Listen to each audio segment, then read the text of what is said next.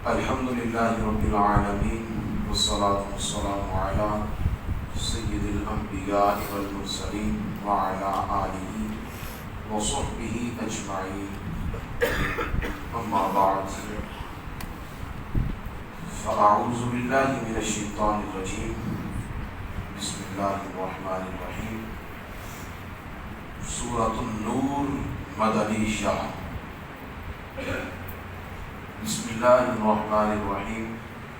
سورة انزلناها وفرضناها وانزلنا فيها آیات بینات لعلکم تذکرون۔ اللہ تعالیٰ کے پاک نام سے شروع جو بہت مہربان ہے، ہمیشہ رحم فرمانے والا۔ سورہ نور شریف مدنی ہے، مدینہ منورہ میں نازل ہوئی ہے۔ اس کی 64 آیات اور 9 رکوع ہیں۔ اللہ تعالیٰ نے اس کے آغاز میں ارشاد فرمایا سورۃ انزلناها وفرضناها وانزلنا فيها آیات بینات لعلکم تذکرون۔ یہ ایک عظیم الشان سورت ہے، انزلناها جسے ہم نے نازل فرمایا، وفرضناها اور ہم نے فرض کیا ہے اس کے احکام کو، وانزلنا فیہا آیات بینات لعلکم تذکرون اور ہم نے اتاری ہیں اس میں روشن آیتیں تاکہ تم نصیحت قبول کرو۔ اس سورت کا آغاز جس جلال اور تمکنت کے ساتھ کیا جا رہا ہے، اس سے پتہ چلتا ہے کہ اس سورت میں اپنے مضامین اور مطالب کے لحاظ سے بڑی اہمیت کی حامل ہے۔ آیت کے ہر لفظ سے اللہ تعالیٰ کی جلالت شان اور کبریائی نمایاں واضح ہو رہی ہے۔ اس کے پڑھنے اور سننے سے دل و دماغ پر ایک ہیبت تعلیم ہوتی ہے۔ آپ اس کے ترجمہ پر اگر غور کریں تو ارشاد ہے یہ ایسی صورت ہے جسے ہم نے اتارا ہے، متکلم اور پھر جمع متکلم کا صیغہ جو دبدبہ، عظمت اور جلالت شان الوہیت پر دلالت کرتا ہے، اور اس کا بخوبی اس چیز سے اندازہ لگایا جا سکتا ہے۔ پھر ارشاد ہے وَفَرَضْنَاهَا، یعنی جس نے بھی اس میں احکام مذکور کیے گئے ہیں ان کی بجا آوری یہ ہم نے فرض کر دی ہے۔ یعنی یہ نہیں ہے کہ جس کا جی چاہے مان لے اور جس کا جی چاہے نہ مانے، اور یہ مشورہ دیا جا رہا ہے کہ آپ اس طرح کر لیں، یہ مشورہ نہیں ہے، یہ احکم الحاکمین کا حکم ہے کہ ہم نے یہ فرض کر دیے، اور ہر ذی شعور ذی اسلام مسلمان کے لیے اس کے احکام کو ماننا، جاننا اور اپنی زندگی کے اوپر ان کا وارد کرنا لازم ہے۔ اگر ان میں سے کوئی ایک انچ بھی سائڈ پہ ہٹنے کی کوشش کرتا ہے تو دراصل وہ ان سے نہیں بلکہ اپنے پروردگار کے حکم عدولی، خلاف ورزی اور اس کے فرمان سے جب وہ بے وفائی، سرغنائی کرنے کا جب وہ اس پر مقدمہ لازم آتا ہے۔ پھر فرمایا کہ ہم نے ان احکام کو کھول کر بیان کر دیا ہے، بینات، ہر چیز کو واضح طور پر کھول کر بیان کر دیا ہے۔ ان میں کسی قسم کا کوئی ابہام، کوئی التباس نہیں ہے کہ اس میں عمل کرنے کی کسی کو دقت ہو، کوئی مشکل پیش آئے، ایسا کوئی مسئلہ نہیں ہے۔ الزانیۃ والزانی فاجلدوا کل واحد منہما 100 جلدہ ولا تأخذكم بهما رأفة في دين الله إن كنتم تؤمنون بالله واليوم الآخر وليشهد عذابهما طائفة من المؤمنين۔ اللہ تعالیٰ نے ارشاد فرمایا جو عورت بدکار ہو اور جو مرد بدکار ہو فَجْلِدُوا كُلَّ وَاحِدٍ مِّنْهُمَا مِائَةَ جلدہ، تو لگاؤ ہر ایک کو ان دونوں میں سے 100 درے۔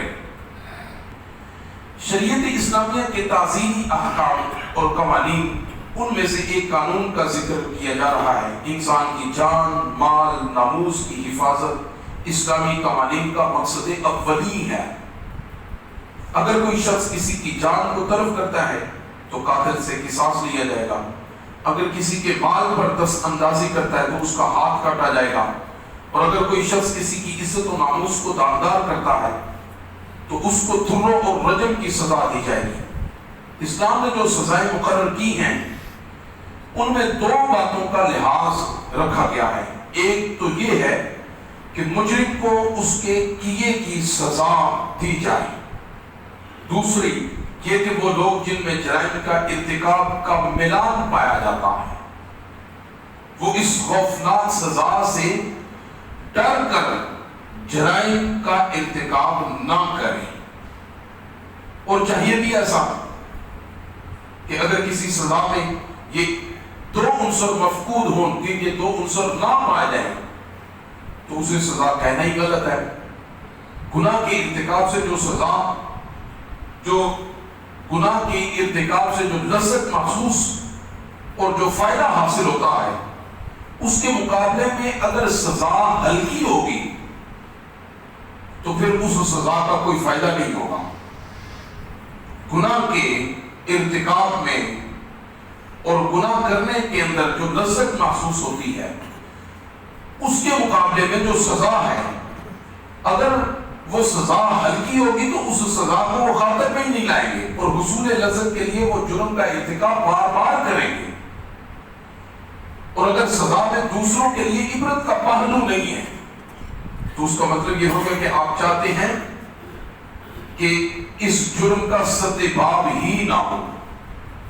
لہذا جرم کی روک تھام کے لیے سب سے پہلے یہ کہ اس کی سرعام سزا دی جائے، اور سزا میں اس قدر بھیانک سزا ہو کہ کم از کم جتنا جرم ہے اس جرم کے مطابق اس سے اس کی بڑی سزا ہو۔ سزا دینے کا مقصد یہ نہیں ہے کہ مجرم کو ختم کر دیا جائے، سزا دینے کا مقصد یہ نہیں ہے کہ مجرم کے ساتھ ظلم و زیادتی کی جائے۔ سزا دینے کا مقصد یہ ہے کہ معاشرے کے اندر سے یہ برائی ختم ہو جائے۔ سزا دینے کا مقصد یہ ہے کہ دوسروں کے لیے وہ سزا ایک عبرت کا باعث بنے، جس کی وجہ سے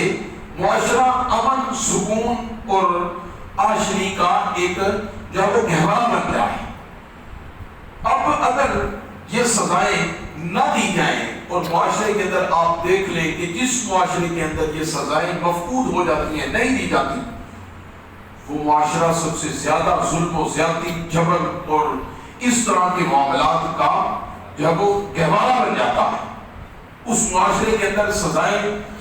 جب نافذ کر دی جائے تو سزاؤں کے نفاذ کے ساتھ اس معاشرے کے اندر سے برائیاں ختم ہو جاتی ہیں، معاشرے کے اندر امن سکون جب وہ سامنے آ جاتا ہے۔ تو ان میں سے ایک یہ قانون جسے بیان کیا کہ الزانیۃ والزانی، زنا کرنے والی شادی شدہ عورت اور مرد جب یہ زنا کرے تو فَجْلِدُوا كُلَّ وَاحِدٍ مِّنْهُمَا مِائَةَ جلدہ، تو ان میں سے پھر دونوں کو 100 درے لگائے جائیں، 100 کوڑے لگائے جائیں۔ وَلَا تَأْخُذْكُمْ بِهِمَا رَأْفَةٌ فِي دِينِ اللَّهِ، کتنا پیارا جملہ ہے۔ اور اللہ تعالیٰ نے ارشاد فرمایا کہ یہ جو 100 درے لگانے یہ میرا حکم ہے، اور اس حکم کے نفاذ میں تمہارے دل کے اندر کوئی نرمی نہیں آنی چاہیے، تمہارے دل کے اندر کسی قسم کی کوئی نرمی۔ وَلَا تَأْخُذْكُمْ بِهِمَا رَأْفَةٌ، یہ تسنیہ کا صیغہ ہے، اور نہ آئے تمہیں ان دونوں پر ذرا فی دین اللہ،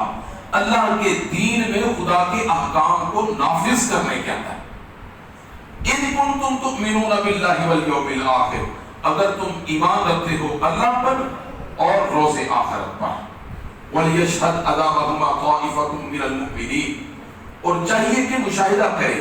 دونوں کی سزا کو اہل ایمان کا ایک گروہ، یعنی کہ جب آپ ان دونوں میں سے کسی ایک کے جرم کو دیکھیں گے اور ان کے جرم کو دیکھنے کے بعد جرم جب ثابت ہو جاتا ہے تو ایک گروہ ان میں سے پوری تحقیق کرنے کے بعد جب جرم ثابت ہو جاتا ہے تو پھر ایک گروہ کا حق یہ بنتا ہے کہ ان کی سزا کی تکمیل کی پوری گارنٹی دے، ان کی نگرانی کرے. ایسا نہ ہو کہ کاغذی کارروائی کرتے ہوئے ان کی سزا جو ہے وہ لکھ دی جائے، لیکن امپلیمنٹیشن کے لیے، عمل درآمد کے لیے اس سزا کو آپ ڈیلے کرتے چلے جائیں، دور کرتے چلے جائیں، اس میں وقفہ کرتے چلے جائیں کہ وقفہ کرتے وہ گناہ کا جو ایک احساس تھا اور گناہ کے احساس ہونے کے بعد اس گناہ کی سزا کا جو ڈر تھا وہ انسان کے وجود سے، اس کے ذہن و دل و دماغ سے وہ ڈر نکل جائے. تو ڈر نکل جانے کے بعد آپ جب اسے سزا دیں گے تو وہ سزا تو اس کی ہوگی، مگر وہ سزا پھر کارآمد ثابت نہیں ہوگی. مطلب یہ کہ جب گناہ ثابت ہو جائے، ثابت ہونے کے بعد برموقع اسے اس کی سزا دی جائے، برموقع اسے جب سزا دی جائے گی ان کے لیے بھی یہ ایک عبرت کا نشان ہوگا اور دوسروں کے لیے بھی ایک عبرت کا نشان ہوگا کہ جنہوں نے اللہ اور اللہ کے رسول علیہ الصلوۃ والسلام کے قانون کی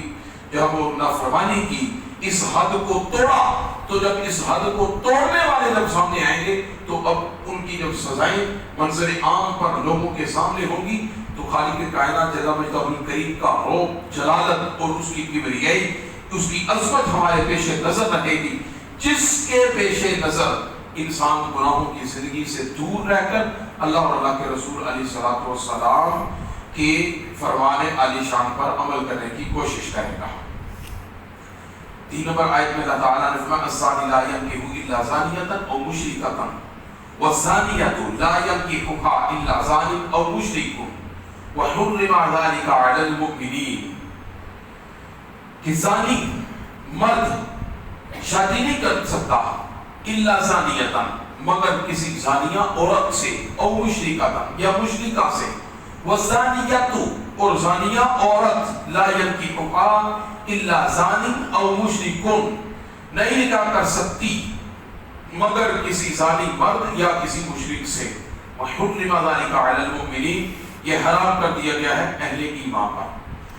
قرآن کریم کا اسلوب آپ کو پچھلی صورتوں کے اندر بھی یہ عرض کیا گیا کہ قرآن جب نازل ہوا موقع بحالی کے مطابق نازل ہوا، جس قانون کا اور جس حکم کا جس وقت جس کی ضرورت تھی اس کے پیش نظر ان احکامات کو جب وہ نازل کیا گیا. لیکن وقت کے بدلنے کے ساتھ ساتھ احکامات بدلتے رہتے ہیں. تو جب احکامات بدلتے رہتے ہیں تو اللہ تبارک و تعالیٰ کا قرآن جس میں یہ آیا مقدسہ وہ جس کے ایک حکم کے کرنے کا حکم دیا گیا یا جس کے منع کیا گیا،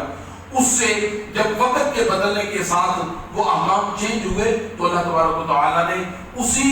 اپنے کلام کے اندر دوسرا حکم نازل فرما کر پہلے والے حکم کو منسوخ کیا اور دوسرے والے حکم کو جاری رکھا، جن میں سے ایک آیت مقدسہ یہ ہے کہ شروعی اسلام کے اندر زانی جو زنا کرنے والے مرد و عورت تھے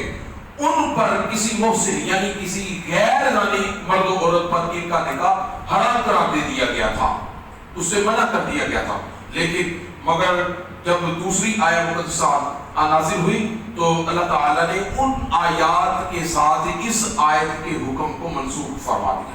اب یہ آیت مقدسہ جو ہے وہ منسوخ شدہ ہے، تلاوت اس کی آج بھی جاری ہے، لیکن اس کا حکم جو ہے کہ زانی شادی نہیں کر سکتا مگر زانیہ کے ساتھ، یہ حکم